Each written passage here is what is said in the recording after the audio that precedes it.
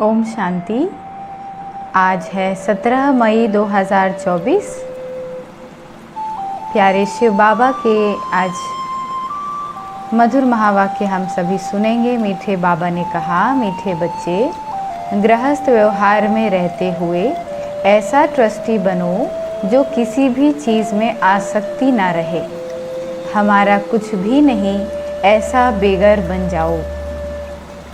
तो आज प्यारे बाबा हमें ट्रस्टी बनने का पाठ पक्का करा रहे हैं। जैसे भक्ति में भी हम कहते हैं कि हे परमात्मा, ये तन, ये मन, धन जो कुछ भी है सब आपका है, तो उससे हमारी आसक्तियाँ निकल जाती हैं। वैसे ही आज प्यारे बाबा ने हमें कहा कि अपने को ट्रस्टी समझ करके चलो कि देने वाला दाता कोई और है, मैं केवल संभालने के निमित्त बना हुआ हूँ।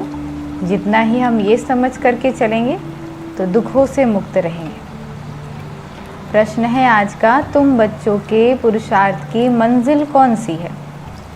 हम ये पढ़ाई पढ़ रहे हैं, आखिर हमारा लक्ष्य क्या है? तुम बच्चों के पुरुषार्थ की मंजिल कौन सी है? उत्तर में बाबा ने बताया, आप मर गई दुनिया। कहाँ तक पहुँचना है हमें? कि आप मर गई दुनिया, यही है तुम्हारी मंजिल। शरीर से ममत्व टूट जाए, ऐसा बेगर बनो जो कुछ भी याद ना आए। आत्मा अशरीरी बन जाए, बस हमको वापस जाना है। ऐसा पुरुषार्थ करने वाले बेगर टू प्रिंस बनते हैं। तुम बच्चे ही फ़कीर से अमीर और अमीर से फ़कीर बनते हो। जब तुम अमीर हो तो एक भी गरीब नहीं होता। ओम शांति। बाप बच्चों से पूछते हैं कि आत्मा सुनती है या शरीर सुनता है? आत्मा सुनेगी जरूर शरीर द्वारा। बच्चे लिखते भी हैं, ऐसे हैं, फलाने की आत्मा बाप दादा को याद करती है। फलाने की आत्मा आज फलानी जगह जाती है। यह जैसे आदत पड़ जाती है। हम आत्मा हैं क्योंकि बच्चों को आत्माभिमानी बनना है। अब तक हमने अपना परिचय, अपनी पहचान केवल इस शरीर के आधार पर बना करके रखी। अब भगवान हमको हमारा नई परिचय देते हैं कि आप वास्तव में इस शरीर से परे आत्मा हैं। आत्मा देह से न्यारी है, नाम रूप पद पोजीशन से परे है। ये स्मृति रखना, यही हमारा लक्ष्य है। जहाँ भी देखते हो, जानते हो, आत्मा और शरीर है, और इनमें है दो आत्माएं। एक को आत्मा और एक को परमात्मा कहते हैं। ब्रह्मा के तन में एक हैं शिव बाबा और एक हैं स्वयं ब्रह्मा बाबा की आत्मा। परमात्मा खुद कहते हैं, मैं इस शरीर में जिसमें इनकी आत्मा भी प्रवेश रहती है, मैं प्रवेश करता। शरीर बिगड़ तो आत्मा रह नहीं सकती। अब बाप कहते हैं, अपने को आत्मा समझो। अपने को आत्मा समझेंगे तब बाप को याद करेंगे और पवित्र बन पवित्र शांति धाम में जाएंगे। और फिर दैवी गुण भी जितना धारण कर औरों को कराएंगे, स्वदर्शन चक्रधारी बनकर, और बनाएंगे उतना ऊंच पद पाएंगे। इसमें कोई मूझते हो तो पूछ सकते हो। ये तो ज़रूर है मैं आत्मा हूँ। बाप बच्चों को ही कहते हैं जो ब्राह्मण बने हैं, दूसरों को नहीं कहेंगे। बच्चे ही प्रिय लगते हैं। हर एक बाप को बच्चे प्रिय लगते हैं। दूसरे को भल प्यार से बाहर से प्यार करेंगे, परंतु बुद्धि में है कि हमारे बच्चे नहीं हैं। दुनिया में भी बाबा क्या कह रहे हैं कि अपने बच्चों से एक विशेष प्यार होता है सबको। दूसरे के बच्चों को प्यार करेंगे, लेकिन ये अंदर में रहता है हमारे बच्चे नहीं हैं। ऐसे ही भगवान भी अपने बच्चों को पढ़ाते हैं, अपने बच्चों से ही बात करते हैं। मैं बच्चों से ही बात करता हूँ क्योंकि बच्चों को ही पढ़ाना है। बाकी बाहर वालों को पढ़ाना तुम्हारा काम है। कोई तो झट समझ जाते हैं, कोई थोड़ा समझकर चले जाएंगे, फिर जब देखेंगे यहाँ तो बहुत वृद्धि हो रही है तब आएंगे। देखें तो सही, तुम यही समझाएंगे कि बाप अभी आत्माओं व बच्चों को कहते हैं मुझे याद करो। सभी आत्माओं को पावन बाप ही बनाते हैं। वो कहते हैं मेरे सिवाय और कोई भी याद ना आए। अपनी बाबा क्या समझा रहे हैं कि परमात्मा पिता ही आत्मा का सच्चा साथी है, इसीलिए सिवाय उनके और कोई की याद न हो। मेरी अव्यभिचारी याद रखो तो तुम्हारी आत्मा पावन बन जाएगी। पतित पावन मैं एक ही हूँ, मेरी याद से आत्मा पावन बनेगी। इसीलिए कहते हैं बच्चों मामेकम याद करो। बाप ही पतित राज्य से पावन राज्य बनाते हैं, लिबरेट करते हैं। कहाँ ले जाते हैं? शांति धाम में और फिर सुख धाम में। मूल बात ही है पावन बनने की। 84 का चक्र समझाना भी सहज है। चित्र देखने से ही निश्चय बैठ जाता है। इसीलिए बाबा हमेशा कहते रहते हैं म्यूज़ियम खोलो भव के से, तो मनुष्यों को भव का खींचेगा। मतलब बहुत सुंदर रंग बिरंगा और आकर्षण करने वाला ऐसा म्यूज़ियम बनाना चाहिए जो लोगों को खींचे। बहुत आएंगे, तुम यही सुनाएंगे कि हम बाप की श्रीमत पर ये बन रहे हैं।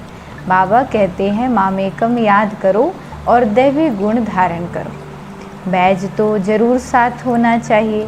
तुम जानते हो हम बेगर टू प्रिंस बनेंगे। पहले तो श्री कृष्ण बनेंगे ना। जब तक श्री कृष्ण न बने तब तक श्री नारायण बन ना सके। बच्चे से बड़ा हो तब नारायण नाम मिले। तो इनमें दोनों चित्र हैं। तुम यह बनते हो, अभी तुम सब बेगर बने हुए हो। बेगर यानी फ़कीर, जैसे उसका अपना कुछ नहीं होता है। तो ऐसे ही बाबा कहते इस सृष्टि पर अब रहते हुए हम सब का एक ही लक्ष्य कि यहाँ मेरा कुछ भी नहीं। ये ब्रह्मा कुमार कुमारियाँ भी बेगर्स हैं, इनके पास कुछ भी नहीं है। बेगर अर्थात जिसके पास कुछ भी ना हो। कोई को हम बेगर नहीं कहेंगे। ये बाबा तो है सबसे बड़ा बेगर। इसमें पूरा बेगर बनना होता है। गृहस्थ व्यवहार में रहते आसक्ति तोड़नी होती है। रहते घर गृहस्थी में है, लेकिन भगवान क्या कहते हैं कि मन बुद्धि से बस ये समझो ये सब कुछ उनका ही दिया है, उनका ही है। हमें केवल एक सेवा मिली है संभालने की। तुमने ड्रामानुसार आसक्ति तोड़ दी है।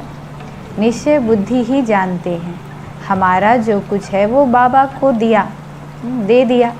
कहते भी है ना, हे भगवान आपने जो कुछ दिया है वह आपका ही है, हमारा नहीं। वह तो होता है भक्ति मार्ग।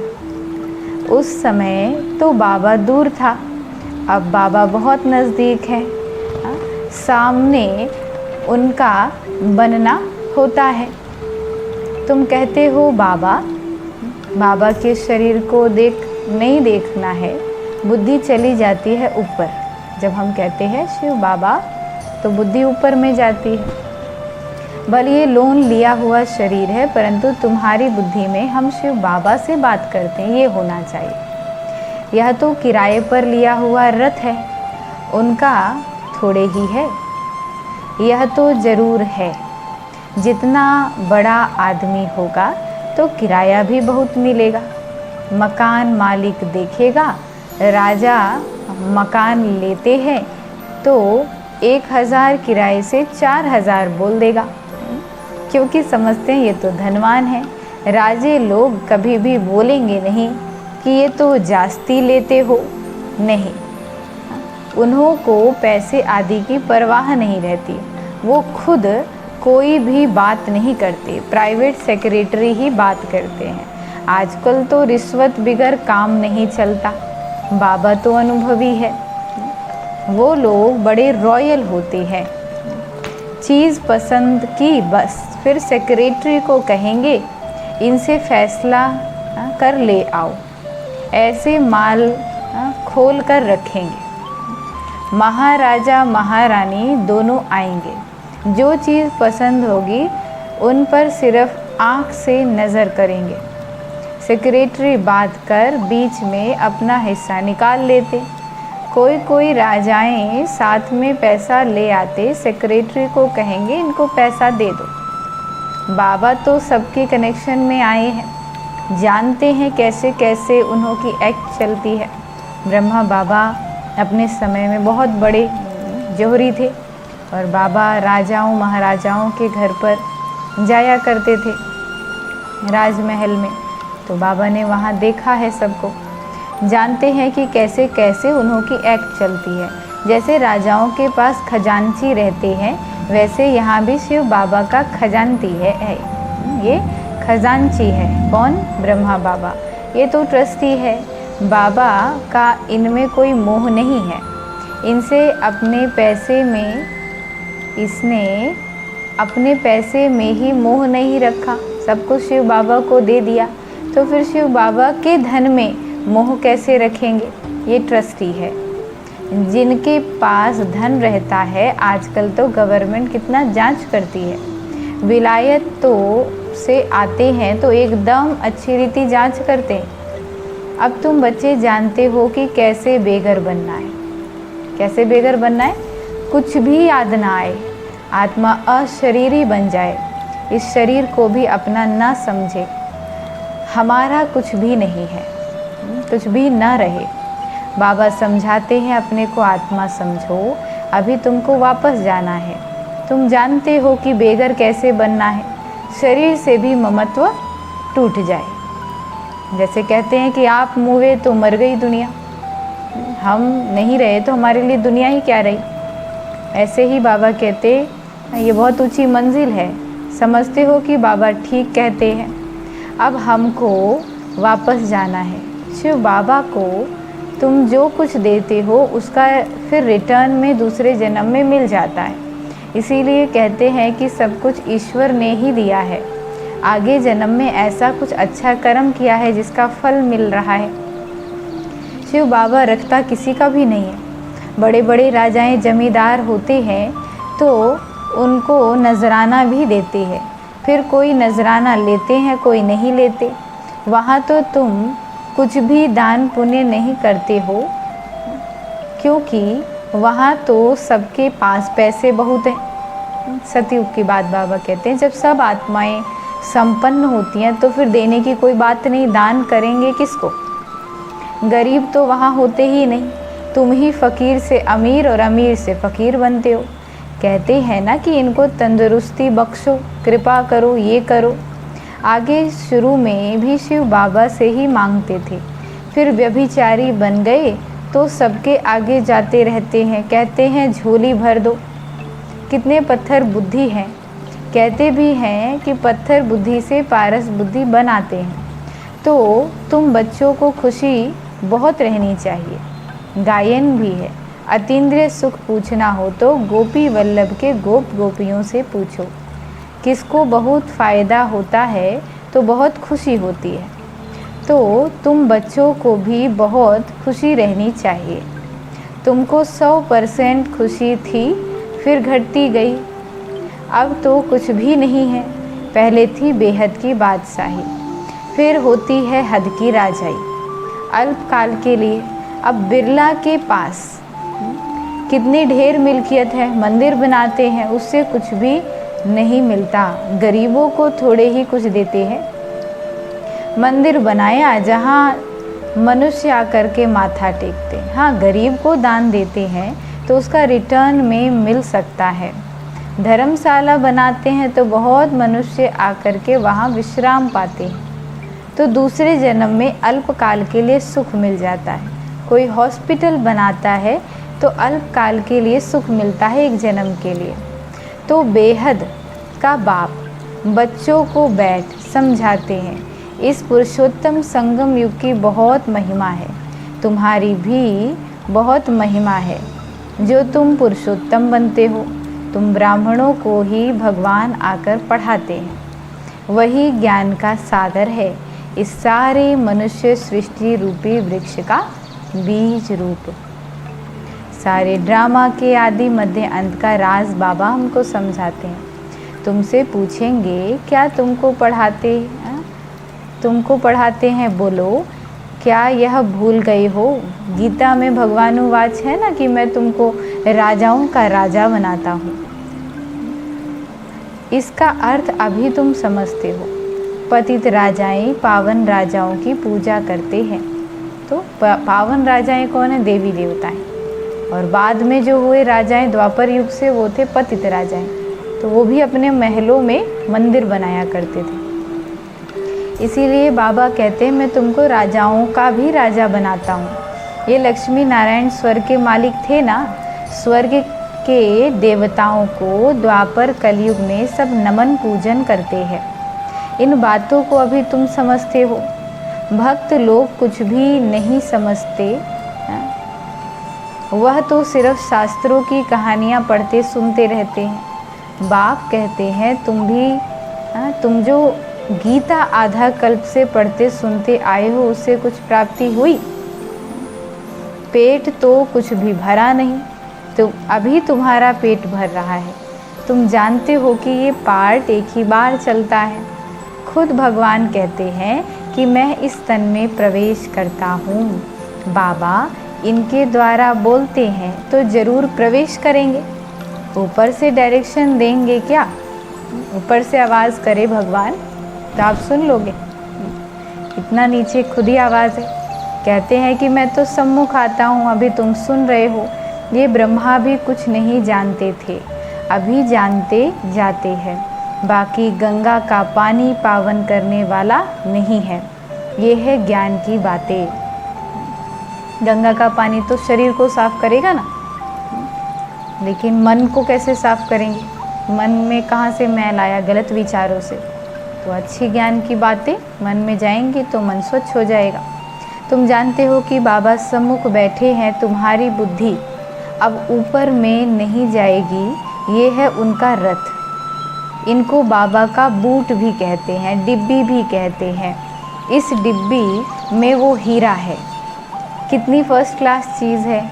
इनको तो रखना चाहिए सोने की डिब्बी में, गोल्डन एज डिब्बी बनाते हैं। बाबा कहते हैं ना, धोबी के घर से गई छू, इनको कहते हैं छू मंतर। छू मंतर से सेकंड में जीवन मुक्ति, इसीलिए उनको जादूगर भी कहते हैं। सेकंड में निश्चय हो जाता है हम ये बनेंगे। ये बातें अभी तुम प्रैक्टिकल में सुनते हो। पहले जब सत्यनारायण की कथा सुनते थे तो यह समझते थे क्या कि हम नारायण बनने वाले। कोई कथा सुनी आपने, इसको सुन के ऐसा लगाओ कि हाँ ये कथा मेरे जीवन के बारे में है और इससे मेरे जीवन में कुछ परिवर्तन होगा? नहीं। अब बाबा कहते हैं उस समय तो कथा सुनते समय विलायत, स्टीमर आदि याद रहता था। सत्यनारायण की कथा सुनकर फिर मुसाफिरी पर चले जाते थे। कहीं से आते हैं, कहीं जाना होता है, नया काम शुरू करना होता है, तो सत्यनारायण की कथा वो सुन रहे हैं। सुनते सुनते ख्याल उस चीज़ के आ रहे हैं, तो बाबा हमें कहते हैं वो तो फिर क्या हुआ? कथा सुनते समय स्टीमर याद आ रहा है, विलायत याद आ रहा है। फिर उसके बाद मुसाफिरी पर जाते थे, वह तो फिर लौट आते थे। बाबा तो कहते हैं तुमको इस छीछी दुनिया में लौटना नहीं है।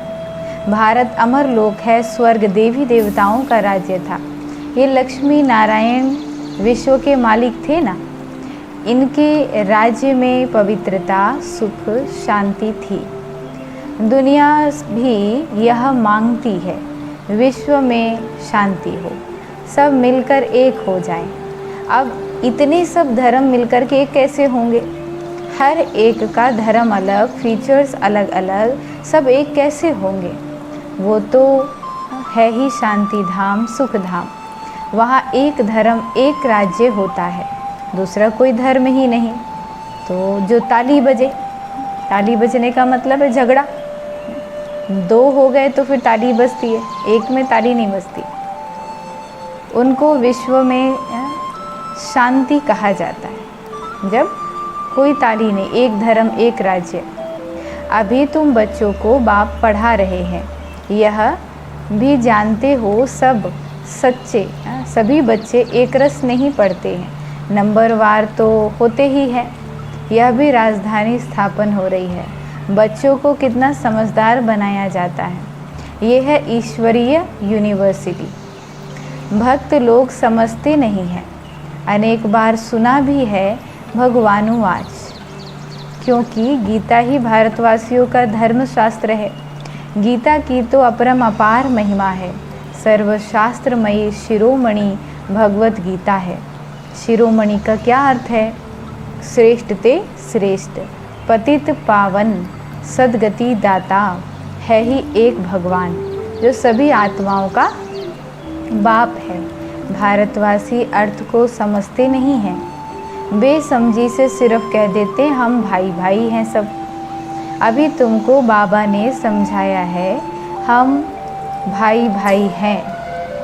हम शांति धाम के रहने वाले हैं।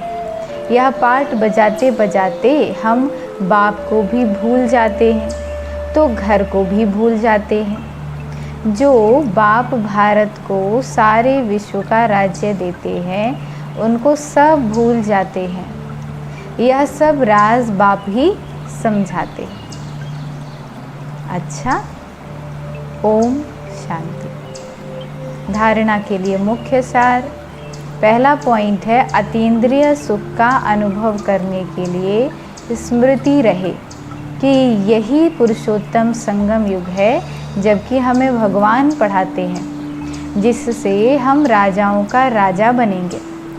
अभी ही हमें ड्रामा के आदि मध्य अंत का ज्ञान है। अतीन्द्रिय सुख का अनुभव करने के लिए स्मृति रहे, क्या यही पुरुषोत्तम संगम युग है, जब भगवान हमें पढ़ाते हैं, राजाओं का राजा बनाते हैं। दूसरी पॉइंट है, अब वापस घर जाना है, इसीलिए शरीर से भी पूरा बेघर बनना है। इसे भूल अपने को अशरीरी आत्मा समझना है, क्योंकि सारी कहानी कहाँ से शुरू है? शरीर से। मैं शरीर हूँ, तो मेरे ये संबंधी हैं, और शरीर से जुड़ी हुई चीज़ें, शरीर से जुड़ी हुई बातें सब याद आती हैं। तो सबसे पहले इसलिए बाबा कहते हैं, देह को ही भूलो। आज का वरदान है, सदा संतुष्ट रहे, अपनी दृष्टि वृत्ति कृति द्वारा संतुष्टता की अनुभूति कराने वाले संतुष्ट मणि भव। सदा संतुष्ट रहे, अपनी दृष्टि वृत्ति कृति द्वारा संतुष्टता की अनुभूति कराने वाले संतुष्ट मणि भव। बाबा ने कहा, ब्राह्मण कुल में विशेष आत्माएं वो हैं जो सदा संतुष्टता की विशेषता द्वारा स्वयं भी संतुष्ट रहती है और अपनी दृष्टि वृत्ति कृति द्वारा औरों को भी संतुष्टता की अनुभूति कराती है। वही संतुष्ट मणियाँ हैं जो सदा संकल्प, बोल और संगठन के संबंध, संपर्क व कर्म में बाप दादा द्वारा अपने ऊपर संतुष्टता के गोल्डन पुष्पों की वर्षा अनुभव करती है। ऐसे संतुष्ट मणियाँ ही बाप दादा के गले का हार बनती हैं, राज्य अधिकारी बनती हैं और भक्तों के सिमरण की माला बनती हैं। स्लोगन है, नेगेटिव और वेस्ट को समाप्त कर मेहनत मुक्त बनो। बहुत सुंदर स्लोगन है, याद रखेंगे सारा दिन। नेगेटिव और वेस्ट को समाप्त कर मेहनत मुक्त बनो। तो भगवान हमें क्या शिक्षा दे रहे हैं कि मेहनत आत्मा को तभी करनी पड़ती है जब कुछ व्यर्थ और नेगेटिव भीतर में डाल लिया, उसको उससे ही मुक्त होने की मेहनत है। तो बाबा ने हमें कहा कि इसको समाप्त कर दो, नो नेगेटिव। कोई डाटा नेगेटिव अंदर आना ही देना ही नहीं है। तो फिर अपने आप भी मेहनत से मुक्त रहेंगे, बाबा की याद में रहेंगे। अच्छा, ओम शांति।